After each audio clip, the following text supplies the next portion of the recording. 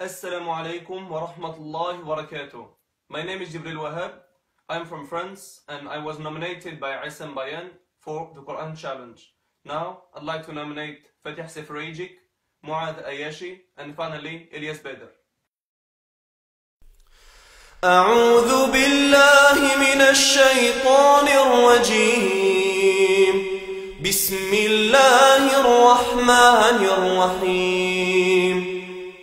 إذا زلزلت الأرض زلزالها وأخرجت الأرض أثقالها وقال الإنسان ما لها يومئذ تحدث أخبارها بأن ربك أوحى لها يومئذ يصدر الناس أشتاتا ليروا أعمالهم فمن يعمل مثقال ذرة خيرا يره ومن يعمل مثقال ذرة شرا يره.